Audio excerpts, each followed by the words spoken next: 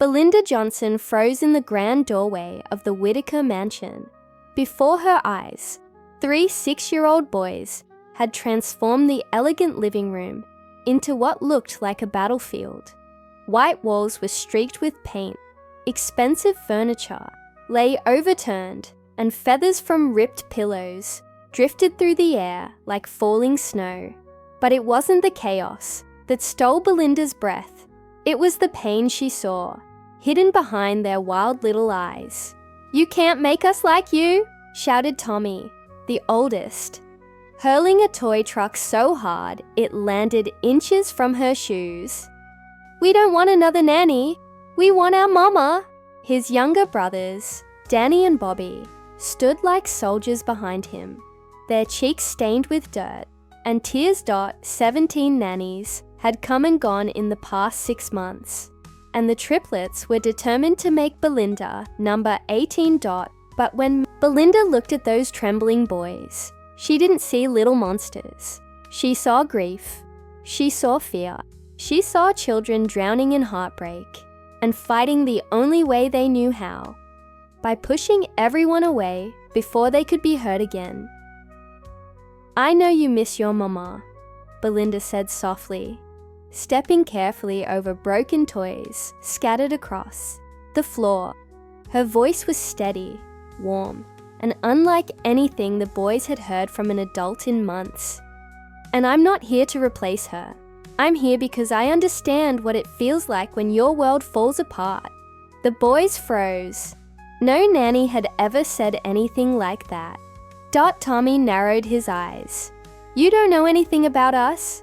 Belinda bent down until her eyes met theirs. "You're right. I don't know everything yet, but I do know what it feels like to be scared. I know what it's like to be angry, and I know what it's like to believe that if you're mean enough, people will leave you. But I'm not going anywhere. By the end of today, I'll show you something that might change everything." For the first time, the boys didn't throw something. They just stared at her, confused. But then, heavy footsteps echoed down the hallway. Danny's face drained of color. "Daddy's coming. He's gonna be mad about the mess." What happened next would shake the Whitaker mansion and change every life inside it. 6 months earlier, John Whitaker sat in his glass-walled corner office, 45 floors above the city. He was worth over $2 billion, the self-made CEO of Whitaker Industries. But money couldn't solve the problem ringing his phone for the 3rd time that morning. "Mr. Whitaker," his assistant Rebecca said when he finally answered. "I have bad news." "And worse news." John rubbed his temples. "Start with the bad news." The school called again. The boys started a food fight, locked their teacher in a supply closet, and refused to come out of the playground tunnel. When class started, John sighed, exhaustion heavy in his bones. "And the worst news? Nanny number 17 quit an hour ago." She said, and I quote, "Those children are possessed by demons. No amount of money is worth my sanity." John leaned back in his leather chair, staring out at the skyline. Just half a year ago, he'd had everything: a thriving business, a beautiful wife, and 3 boys who filled his life with laughter. Then came the accident. Sarah, his wife, his best friend, the mother of his children, was gone in an instant, and nothing had been the same since grief had hollowed out his sons, turning them into strangers who screamed, fought, and tore apart everything around them. And John, who had always prided himself on solving impossible problems, was powerless. "Call the agency again," he muttered. Rebecca hesitated. "Sir, I already did. Word has spread. No one wants to take the Whitaker job anymore." John swallowed hard. He was a billionaire, but his money couldn't fix what mattered most. His children were falling apart, and he didn't know how to put them back together. "Post an ad online," he finally said. "Offer double the usual salary. Someone out there has to be desperate enough to try." But he couldn't have known. The woman who would answer that ad wasn't just another nanny. She was someone who would change everything. That same night, in a small apartment across town, 30-year-old Belinda Johnson stared at her laptop, scrolling through endless job postings. Rain tapped against her window. She had been out of work for 2 months since the last family she cared for had moved overseas. 8 years of nannying experience, and still no one wanted to hire someone her age. Without a fancy degree. But what the resumes never showed was Belinda's secret gift. She understood pain. Her childhood had been carved by tragedy. At just 7 years old, she'd lost both parents in a house fire. She grew up bouncing from foster home to foster home, never staying anywhere long enough to feel safe, never truly believing that love could last. But through that heartbreak, she had learned to recognize the silent language of hurting children. She knew that the ones who acted out the most were often the ones who needed love the most. When Belinda stumbled across John Whitaker's desperate job posting, she almost scrolled past it. Previous nannies have found the position challenging. She laughed bitterly. That was rich people code for "our kids are out of control." But when she looked deeper and found the news stories, when she saw the headlines about Sarah Whitaker's fatal accident and the 3 little boys left behind, her heart clenched. They don't need a nanny, she whispered to herself. They need someone who understands. And so, instead of sending a polished resume, Belinda wrote something different. She poured her truth onto the page, her experience, her past, her grief, and her promise that she would not run at the first sign of chaos. The next morning, John sat in his home office, dreading the string of interviews lined up. One by one, the candidates arrived. The first, a strict older woman, promised she could control any child. John felt instantly uneasy. His sons didn't need a drill sergeant. The second, a bubbly young graduate, chirped about how much she just loved kids, but had no idea what she was walking into. The third and fourth were no better. Too harsh, too naive, too blind to what his boys truly needed. And then Belinda walked in. She wasn't wide-eyed at the mansion or stiff in authority. She noticed the family photos on the wall. Instead of the expensive art, she smiled warmly, introduced herself, and carried herself with calm confidence. John asked the same question he'd asked every candidate. Tell me about yourself. Belinda didn't recite credentials. She didn't pretend to be perfect. She looked him straight in the eye and said, Mr. Whitaker, I don't have a degree in child development. I don't have certificates. What I have is 8 years of experience and a childhood that taught me what it feels like when your world falls apart. John's breath caught. What do you mean? My parents died when I was 7. I grew up in foster care. I know what it's like to believe that everyone you love will eventually leave you. I know what it's like to push people away because it hurts less than being abandoned. I've read about your boys. They're not bad. They're grieving. And grief in children often looks like anger and defiance. For the first time in months, John felt something flicker inside him. Hope. He warned her, of course. 17 nannies had already quit. His sons could be destructive, even cruel. But Belinda only smiled. Mr. Whitaker, I've worked with children who set fire to their foster homes out of fear. I've worked with kids who smashed everything they touched because they felt broken inside. Destruction, she said gently, is just pain with nowhere to go. John stared at her, stunned. This woman didn't see his sons as problems to manage. She saw them as human beings in need of healing. When can you start? He asked. The next morning, Belinda arrived at the Whitaker mansion at 7 sharp. She brought nothing more than a thermos of coffee for John and a bag of homemade cookies. Small gestures, but intentional.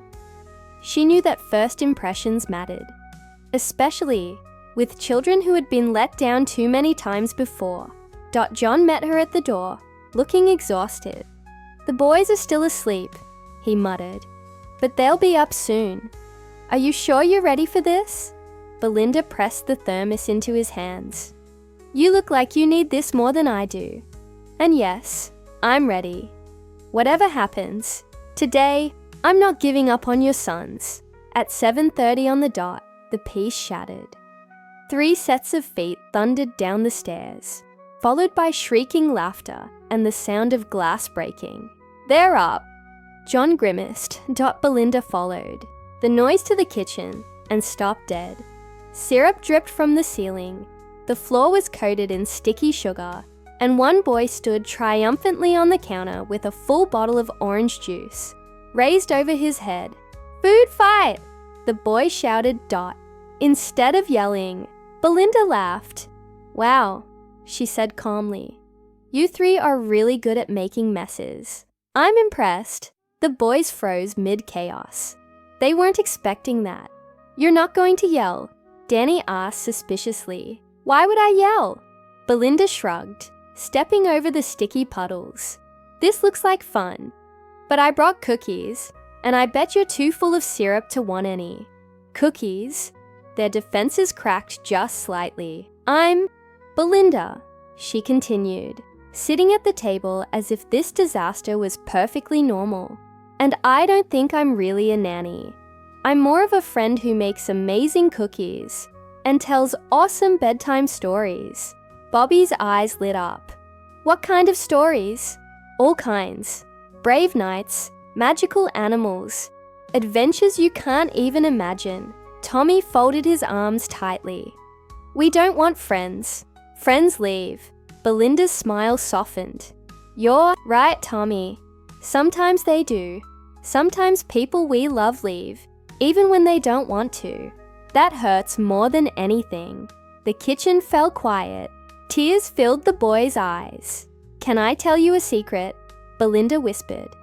"I lost my mama and daddy when I was just a little older than you. For years, I pushed people away so they couldn't hurt me. But do you know what I learned? Being mean didn't make the pain go away. It just made me lonelier." The triplets stared, wide-eyed. Belinda set the cookies on the table. "These were my mama's favorite. I make them when I miss her. You don't have to eat them if you don't want. And you don't have to like me if you don't want. But I'll be here, every day, no matter what." For the first time in 6 months, one of the boys reached forward without anger.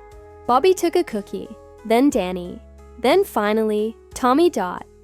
And in just 20 minutes, Belinda had done what 17 nannies failed to do. She had reached them. But peace never lasted long in the Whitaker mansion. John's phone buzzed. The moment he read the caller ID, his stomach dropped. It was his lawyer. "John, we have a problem," Marcus said without greeting. "Channel 6 is airing a story tonight. Headline reads, 'Billionaire's Demon Children Drive Away 17 Nannies.'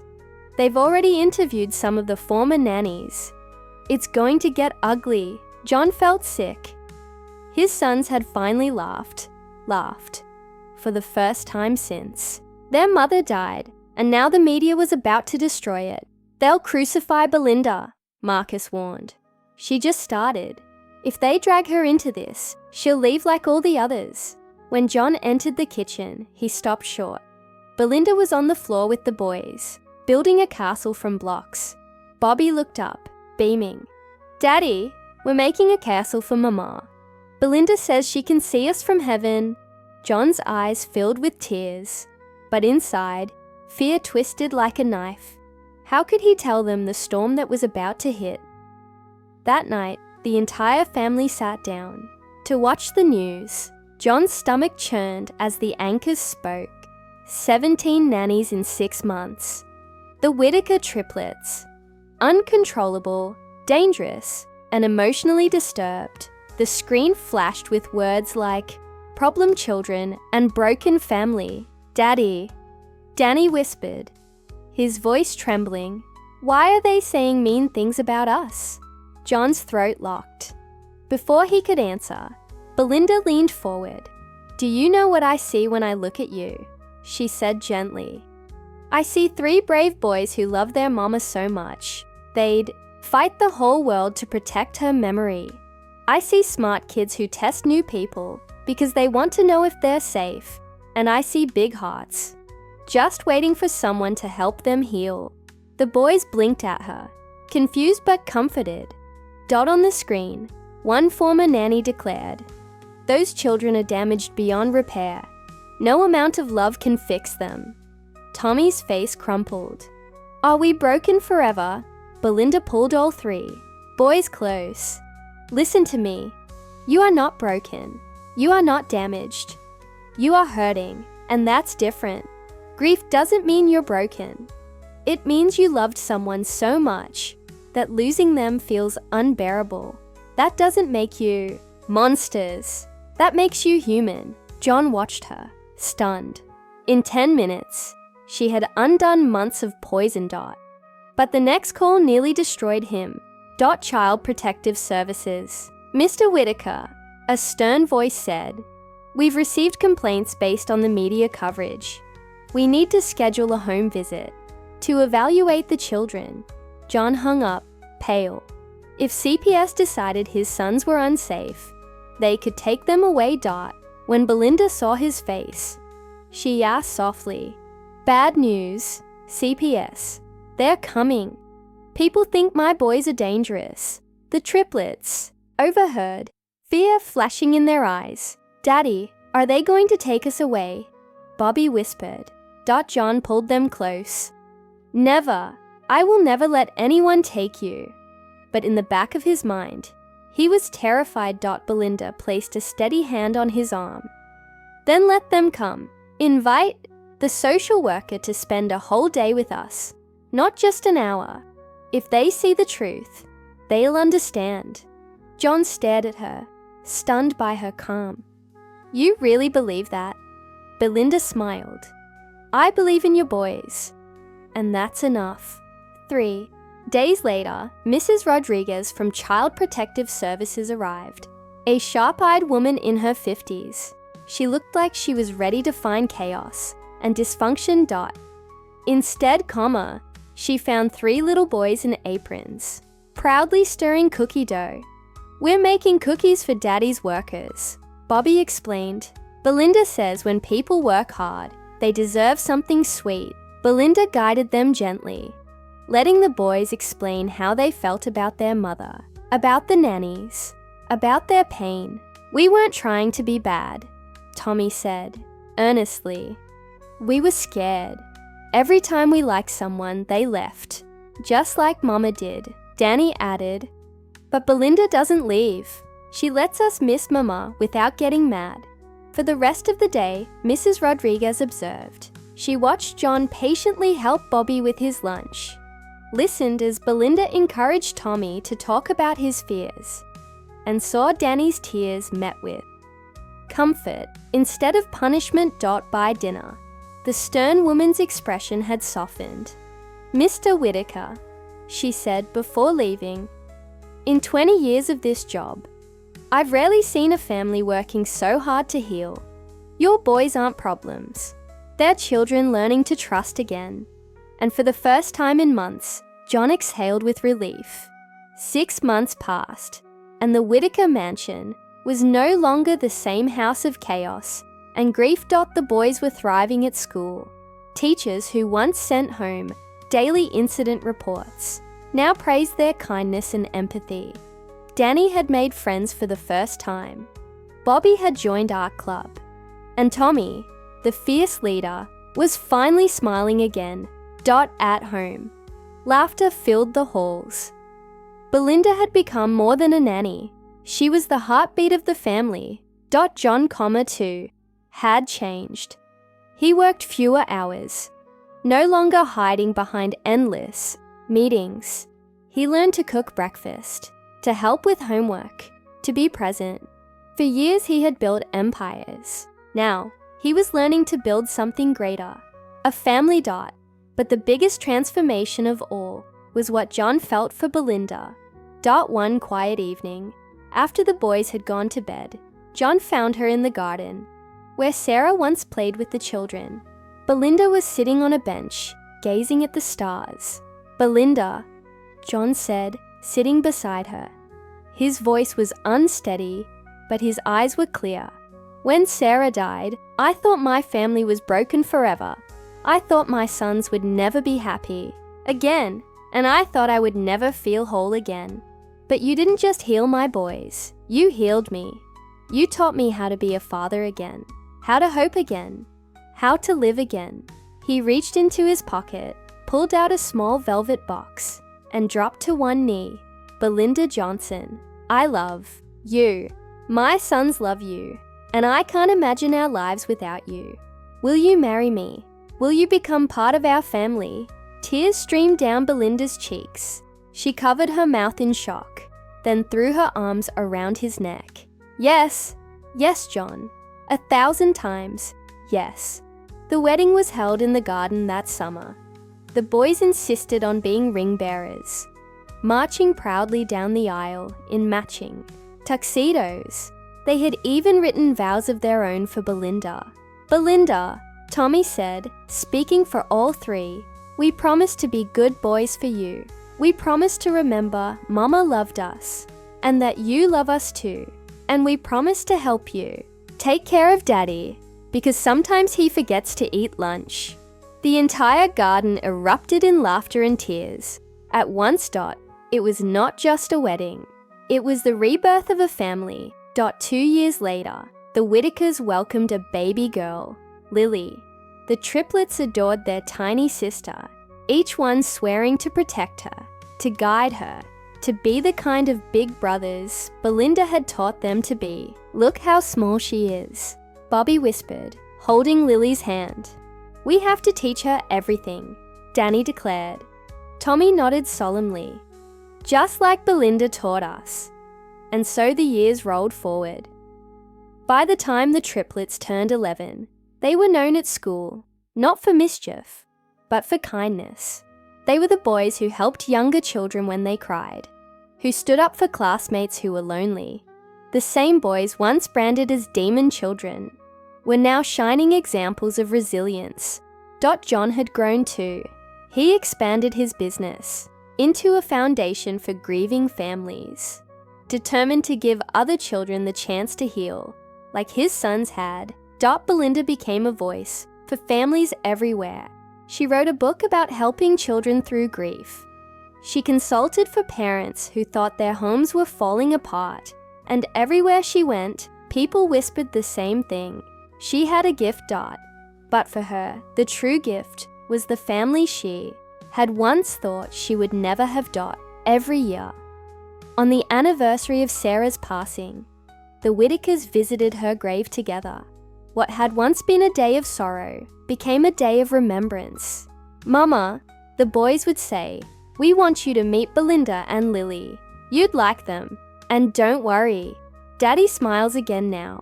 And standing there, Belinda always felt Sarah's presence, not as a rival, but as a quiet blessing. The media that once mocked them as a broken family now called them a miracle. But John and Belinda no longer cared about headlines. They had learned the only opinion that mattered was love. One night, as Belinda tucked the boys into bed, Tommy looked at her with eyes full of trust. "Belinda," he whispered, "I'm glad you didn't give up on us like all the other nannies." Belinda kissed his forehead, tears brimming. "Sweetheart, I could never give up on you. You three taught me what I was meant to do with my life." "What's that?" Danny asked sleepily. "To love you forever." And that's exactly what she did. Because sometimes, the most difficult children are the ones who need love the most.